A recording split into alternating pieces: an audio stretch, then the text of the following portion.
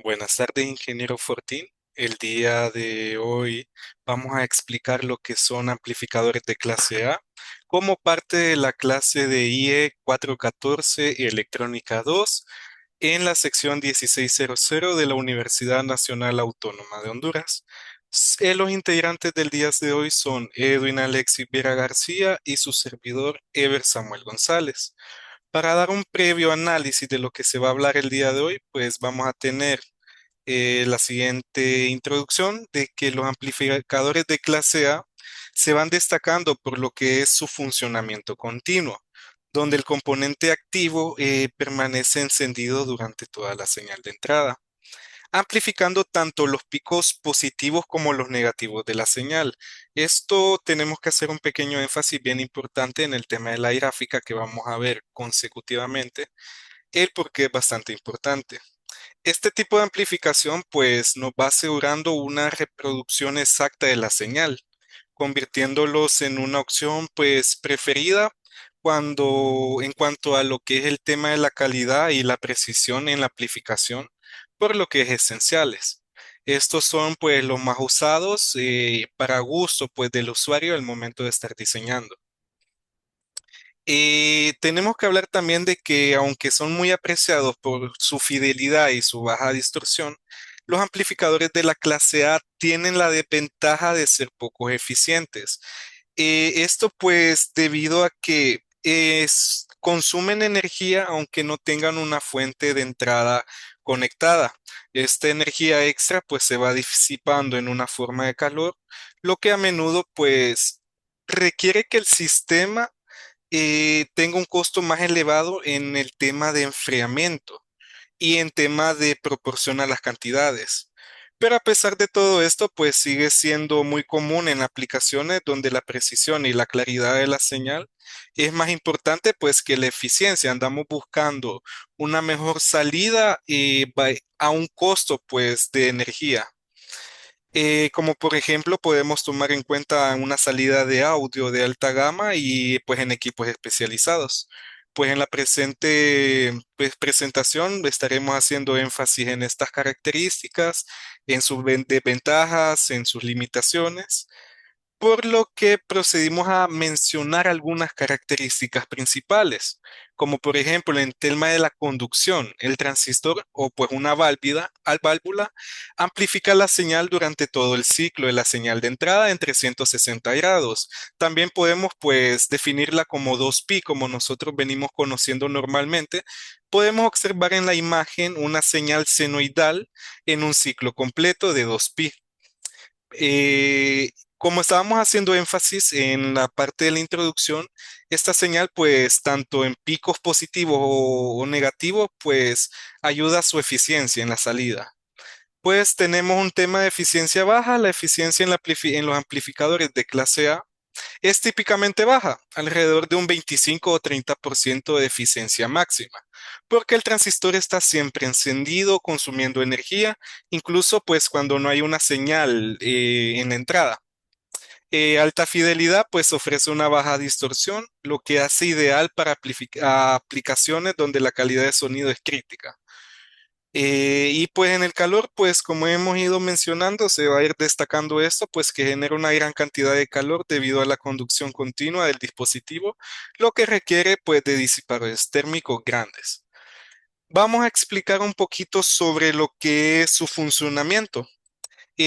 Uno de los puntos a destacar pues es que en el tema de de la polarización continua, en un amplificador de este tipo de clase A, pues el transistor se polariza en la región activa, de manera que conduzca corriente en todo momento, incluso cuando no hay una señal de entrada. Para mantener esta conducción pues continua, venimos y se establece una corriente de polarización a través de la base. Esto siempre y cuando nosotros estemos trabajando en el caso de un transistor de BJT, como lo podemos observar aquí en la imagen. Pero también se puede hacer a través de la compuerta en caso de que nosotros estemos trabajando con un MOSFET. Eh, Cuando hay una señal de entrada, pues esta corriente varía alrededor de ese punto de polarización, por lo que esta amplifica la señal sin una interrupción de alguna distorsión. Otro punto a tocar que es muy importante es la región de operación. El transistor, pues, es un amplificador de clase A, siempre está en una región activa. Este no puede estar ni en corte ni en saturación. O sea, cuando nosotros vemos una gráfica que vamos a hablar más adelante, este siempre tiene que estar en medio. No podemos estar ni en corte ni en saturación. Cuando se aplica una señal de entrada, el transistor va modulando la corriente del colector, como hemos venido a decir, siempre y cuando, aquí tenemos el colector, estemos trabajando con un BJT, o pues la corriente del drenaje en caso de que estemos con los FETs, en función de la señal de una entrada. Dado que el transistor siempre está en la región activa, pues amplifica tanto la parte positiva como la negativa de la señal de entrada, proporcionando una señal continua de salida. Vamos a hablar un poquito pues sobre el circuito típico del amplificador de clase A. Pues en este caso, en el ejemplo que tenemos aquí, vamos a diseñarlo con un BJT, pero como les había mencionado, se puede diseñar también con unos MOSFETs. Como primer punto, pues tenemos la fuente de alimentación DC, como podemos observar aquí. Esta fuente pues proporciona la corriente de polarización para mantener el dispositivo en región activa. Otro de los elementos que es muy común en estos circuitos son pues las resistencias de la polarización, como podemos ver aquí en R3, R4, la resistencia del colector y la resistencia del emisor. Pues estas van a establecer el punto de operación pues coexistente. Uno de los elementos también pues principales podemos mencionar sobre son los capacitores de acoplamiento. Pues estos se van utilizando principalmente para bloquear la señal de DC de la entrada o la salida, permitiendo que solo pase la señal AC que deseamos amplificar como tal. Aquí en la imagen podemos ver de que se muestra el capacitor C3, aquí en este lugar de aquí, el C4, y consecutivamente pues la amplificación de la señal, bueno, mejor dicho, el dispositivo del transistor, que es el elemento, pues, el componente principal que amplifica la señal. Sin esto, pues, no estaríamos haciendo absolutamente nada y no tendría nada que ver, no uniría lo que ocupamos de la entrada con lo de la salida. En otros temas, pues, la amplificación de la señal, pues, en consideración, pues, son pequeñas señales que son aplicadas a la entrada del amplificador, que estas se modulan, pues, con la corriente de base. Nuevamente destacando porque estamos en un BJT, pero lo podría ser el de la corriente de la compuerta en caso de un FET. Pues la señal amplificada va apareciendo a la salida, pues esta puede ser conectada a una carga como un altavoz, como podemos ver aquí. Al final de la salida donde está RE, pues podemos conectar un altavoz, un carro o eléctrico, un motorcito, lo que nosotros queramos conectar, una radio, por ejemplo, en la salida. Pues estas representaciones se pueden ver en varias fases. Por ejemplo, aquí tenemos nosotros que se puede ver como un circuito de Darlington, pero nosotros nos estamos basando en un funcionamiento, en un circuito RE del emisor, tomando otra en cuenta de que esto es una configuración de emisor común porque tenemos lo que es una señal de entrada que está en la base y una señal de salida que podemos ver aquí que está conectada o pues que se acopla al colector, siendo lo que es el emisor pues una intersección en común entre ellos. Por eso es que se conoce como configuración en emisor común. Pues en el amplificador de clase A, pues aquí es donde se presenta la salida. Es como una copia de la entrada, pero amplificada y sin distorsión. En este caso, pues la señal de salida se obtendrá en el punto estático coincida con el centro de la recta de carga, que la recta de carga la podemos observar aquí en la segunda imagen, donde nuestro foco principal es el punto Q, que se puede estar viendo aquí. Esto será pues en una potencia medida, pues será como debido a que el circuito de la fuente de alimentación se va desplazando a través del punto Q, lo que va a provocar una señal de senoidal, como podemos observar aquí, donde tenemos una señal senoidal en el tema de la corriente, Y pues también tenemos una señal senoidal en el tema del voltaje del colector emisor. Y pues avanzando un poquito y para proseguir al tema de diseño, pues vamos a hablar un poquito sobre el tema de las ventajas y desventajas sobre estos dispositivos de amplificadores de clase A. Como hemos venido señalando desde el principio, pues tienen una baja distorsión, donde el amplificador de clase A es conocido por su alta linealidad y una baja distorsión armónica, lo que va permitiendo ofrecer una excelente calidad de sonido. Su simplicidad, el diseño del circuito es relativamente simple en comparación con otras clases de amplificadores. Y respuesta de frecuencia amplia, pues tiene una buena respuesta en frecuencia, lo que permite una señal amplificada que mantenga su calidad.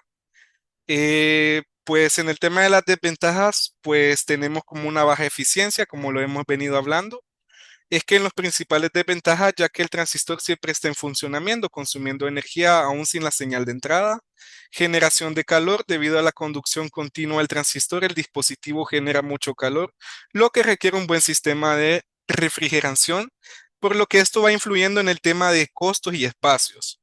Y en el tamaño, pues que debido al calor degenerado y a la necesidad de la disipadores, de calor, los amplificadores de clase A suelen ser más grandes y menos eficiencias en términos de espacio. En este momento, pues vamos a pasar con el compañero Edwin, donde él va a hablar un poco sobre el diseño de los amplificadores de clase A.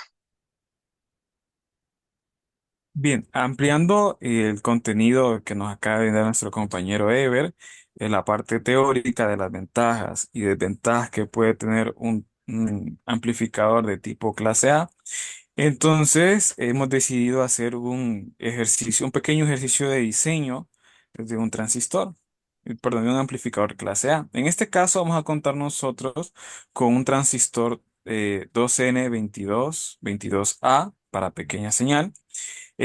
Vamos a usar un voltaje de alimentación de 5 voltios en DC con una señal de entrada de 1 milivoltio a 10 kilohercios. ¿Qué esperamos obtener con esto? Una ganancia de voltaje de 20. Vamos a conectarle una carga de 75 ohm. Como mi compañero especificaba, la carga puede ser un parlante, una radio, lo que ustedes deseen poner en la carga. ¿Y qué esperamos de esto? Como mi compañero también amplía la información, la máxima excursión simétrica, ya que esta es una de las ventajas que tiene, que es algo más fijo que se puede controlar aquí. Entonces, el transistor que vamos a estar usando sería el que está mostrado en pantalla. Según su hoja de datos o datasheet, estamos viendo que el uno está identificando lo que sería el emisor del transistor, el 2 sería lo que está conectado a la base y el 3 al, al colector. Bien, continuando, entonces, como mi compañero le mostraba anteriormente en la parte teórica, entonces aquí vemos el circuito ya montado con los datos anteriormente mencionados. Tenemos el voltaje continuo de 5 voltios, también tenemos el voltaje de entrada de 1 milivoltio a 10 kilohercios y tenemos el transistor 2N2222A y la carga RL de 75, ¿verdad? Que puede ser lo que ustedes decidan. Continuando, entonces, estamos viendo que nosotros al ejercicio, antes de continuar, vemos que tenemos una RC de 75 ohmios, que es igual al valor de la carga RL. ¿Por qué es igual al valor? Porque queremos obtener la máxima transferencia de potencia, ¿verdad? Entonces, nosotros aquí queremos calcular una ganancia de voltaje de 20 voltios, ¿sí? A la par, vemos que tenemos una RB, que RB sería el equivalente al R sub 0 que está intrínseco en el transistor. Según su hoja de datos, eso es de menor a 60 ohmios, en este caso vamos a usar 50. Ahora, para cálculos, nosotros vamos a facilitarlos un poco calculando una RX, que la RX vista en AC sería RC en paralelo RL. En AC porque BCC se hace tierra, entonces nos queda el paralelo de esas dos. Entonces realizamos el paralelo, que sería el producto sobre la suma, 75 por 75 sobre 75 más 75, dando como resultado 37,5. ¿Sí? Entonces, continuando. Aquí nosotros tenemos, vamos a definir una corriente, ¿verdad? Según su hoja de datos, aquí tenemos la corriente del colector que está en la parte de abajo y al otro lado, en el otro eje, tenemos la corriente de ganancia, ¿verdad? Que serían los betas. Si nos ubicamos en una corriente de 10 que está en la parte de abajo y subimos, ¿sí? Vamos a ver que aproximadamente ahí sería 175, ¿verdad? Porque vemos que en la línea de abajo hay 100, en la línea de arriba hay 200, entonces la mitad está a 150, pero como está un poquito más arriba, calculadamente serían 175 el valor de beta. Entonces, continuando con el ejercicio, nosotros ahí tenemos que IC es igual a 10 miliamperios, ¿sí? A un beta de 175. Ahora, por motivos de tiempo, ¿verdad? Entendemos que la ganancia de voltaje ya colocamos de una sola vez la ecuación como nos quedaría. Nos quedaría Rx, que fue el cálculo que está arriba, Rb, que es la intrínseca en el transistor, entre beta, más 26 milivoltios, que es el voltaje térmico, entre la corriente IC. Ok, aquí lo que queremos nosotros es calcular IC, por lo tanto, vamos a despejar para IC, ¿sí? Que está en la parte de abajo. Entonces, como ya conocemos todos los datos, procedemos a calcular y nos quedaría que sería 20 voltios, que es la ganancia de voltaje por 26 milivoltios, ¿sí? Que es el voltaje térmico, entre Rx, que fue la resistencia equivalente, menos 20 voltios, que es la ganancia, por 50 por R sub 0, que está intrínseca, entre el beta. Al realizar todos estos cálculos en la calculadora, vemos que IC nos queda de 16,36 mil amperios. Y abajo nosotros tenemos que eso sería en nuestro punto de reposo, ICQ, 16,36 mil amperios a un beta de 175. Aquí vamos a hacer un énfasis. Si se fija, tenemos un ICQ y una IC diferentes, pero al mismo beta. Entonces retrocedemos a la diapositiva anterior y vemos que entre 10 y 20, ¿sí? Tenemos el mismo beta, porque ven una línea horizontal, ¿verdad? Porque ahí estamos aprovechando la corriente, ¿sí? Es el mismo beta para ambos, entonces se podría decir que sí lo podemos tener.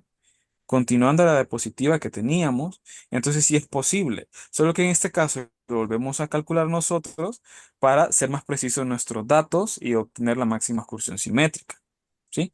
Entonces, ahora, continuando.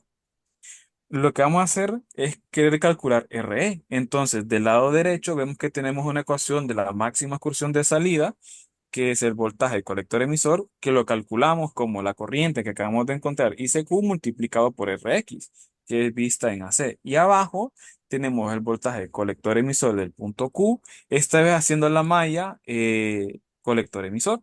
Sí, que nos quedaría BCC menos ICQ por RC, RE, ¿sí? Aplicando la ley de tensión, de voltaje, perdón. Entonces, de esas dos obtenemos la ecuación que está del lado izquierdo en rosado. Entonces nosotros vamos a proceder a despejar para RE. Entonces, continuando. ¿Sí? Nos quedaría que RE sería BCC entre ICQ menos RX menos RC, que esos valores ya los tenemos nosotros. Al realizar los cálculos, pues ya hemos encontrado la resistencia del emisor. Como es un ejercicio de diseño, nosotros estamos viendo a partir de la carga encontrar los demás valores, ¿sí? Entonces ya encontramos que para este ejercicio de diseño ocuparíamos una resistencia del emisor de 193 ohmios, ¿sí? Continuando. Ahora vamos a calcular lo que sería el RB o el DR de Thevenin, ¿verdad? La resistencia de Thevenin o equivalente. Ok, entonces aquí vamos a hacer uso de lo que sería RE minúscula. RE minúscula no quiere decir la RE del emisor, sino que es la que trae el transistor. Sí, la RE que trae el transistor, que se calcula con los 26 milivoltios, que es un voltaje térmico, entre IC, que es la corriente que nosotros acabamos de encontrar. Para el cálculo de R1 y R2, entonces tenemos tres criterios. Vamos a hacer énfasis en el que está en medio, en el que dice estabilidad del punto Q, ¿sí? En esa porque ya no estabiliza que la excursión simétrica que nos va a salir no va a tener ninguna distorsión, como lo mencionaba el compañero. Este tipo de amplificadores se caracteriza por tener una amplificación bien simétrica. Entonces, continuando con el ejercicio, vamos a utilizar la ecuación antes mencionada, que sería RB tiene que ser menor a beta veces RE. ¿Sí? Vemos que del lado derecho, ¿sí? Sale RB beta por RE entre A. Este lo hemos visto en clase, que es lo que asegura que la distorsión, o sea, que a pesar de que caliente mucho, porque este circuito va a calentar bastante, entonces esto nos asegura de que no importa cuánto caliente, el circuito se mantiene estable. Más adelante vamos a ver que A la vamos a cambiar por 10, así nos aseguramos de que el circuito se va a mantener. La RB que aparece abajo sería la R de Thevenin y lo que tenemos como voltaje B sería el voltaje de Thevenin. Y el voltaje B que tenemos abajo es la ecuación de la malla base emisor. Si se ve en azul, ya nos señala que con eso ya podríamos encontrar nosotros R1. Ya tendremos una relación para poderlo encontrar. Entonces, continuando, ¿sí? Ya tenemos la relación de R1, pues entonces también ya tendríamos para encontrar la R2. Solo nos faltaría cambiar los datos. Entonces vamos a continuar, ¿sí? Y esta vez vamos a elegir que A tiene que ser mayor o igual a 10 para asegurarnos que no se nos vaya a distorsionar. Entonces, para el cálculo de R1 ya solo hay que reemplazar los datos. Beta que es 175 por 5 voltios, 5 voltios. A que lo vamos a poner que es 10 más 1 por la corriente que hayamos encontrado. El 0,7 que es el voltaje base emisor por 10 entre 193 que es la corriente, perdón, la resistencia del emisor. Al realizar todos estos cálculos ya hemos encontrado que R1 nos sale a 4051 ohmios. Entonces ya podemos encontrar R2, porque para encontrar R2 ocupamos R1. Entonces solo reemplazamos datos, A ya lo conocemos que es 10, beta que es 175, R que es 193, y al final R2 nos sale que es 20.408 ohmios, ¿sí? Entonces ya encontramos R1, R2 y RE, ¿sí? Ya encontramos todas las resistencias, entonces lo que sigue el cálculo de los capacitores, ¿sí? Entonces, para el cálculo de los capacitores, nosotros tenemos que ver qué resistencia tienen. Si se fijan ahí dice resistencia del capacitor de entrada, que sería el CI. ¿Sí? Esa RG sería la resistencia que tiene el generador, o sea, el voltaje de entrada, que vendría siendo cero. ¿Sí? Y como estamos en AC, lo que ve el capacitor de entrada sería la resistencia del generador más el paralelo de R1, R2, ¿sí? Y también está viendo lo que tiene el transistor, que sería R sub 0 más beta veces RE. Entonces, RE lo vamos a calcular que sería 26 milivoltios el voltaje térmico entre IC, que nos sale a 1,59. Entonces ya podemos calcularlo, ya tenemos todos los datos, ¿sí? Solo los plasmamos, que sería 0, que es la resistencia del generador, 4051, que sería R1, 20.408, que sería R2, 50, que es el R sub 0, que es intrínseco, beta, que es 175, y R 1,59. Al final, la resistencia CI nos sale que es 299, que es la resistencia que mide el capacitor. Ahora, abajo nosotros tenemos un criterio que dice que eh, eh, ¿cómo es que se llama? Inductancia, ¿sí? X, la capacitiva, tiene que ser menor a la resistencia. Entonces, se podría dividir entre 10, pero en este caso lo vamos a hacer entre 20. Entonces nos sale que la capacitiva es de 15 ohmios, ¿sí? La resistencia que tiene. Entonces, continuando. Vamos a utilizar esa capacitiva y utilizando la fórmula que tenemos en rosado, ¿verdad? Que la capacitancia es 1/2pi la frecuencia del capacitor. Entonces despejamos para el capacitor, ¿sí? Entonces nos queda ya solo reemplazar los datos. 1/2 por pi, por la frecuencia que son 10 kilohercios, por la capacitancia que es 15. Entonces nos sale que CI es igual a 1,6 microfaradios. Ok, lo ponemos aproximadamente 1,2 microfaradios porque ese es el valor comercial que nosotros podemos conseguir, 1,2. Recordando que entre más alto sea la capacitancia, más se comporta como un cortocircuito. Y aquí nos que está queriendo decir que si es mayor a 1,2, efectivamente se va a comportar como un cortocircuito. Entonces, ya tenemos ahí, vamos a seguir calculando las demás de la misma manera. ¿Sí? Entonces, aquí sí la resistencia CO, que sería la de salida. Entonces, ¿qué está viendo él? Él está viendo los que tiene al lado, que sería RC y RL, la carga. Entonces solo hacemos la suma, nos da 150, calculamos su reactancia capacitiva, que es 7,5, lo mismo que en el anterior, despejamos para C, reemplazamos datos y nos sale que el capacitor perdón, sí, el capacitor sub cero nos sale que es de 2,12 microfaradios.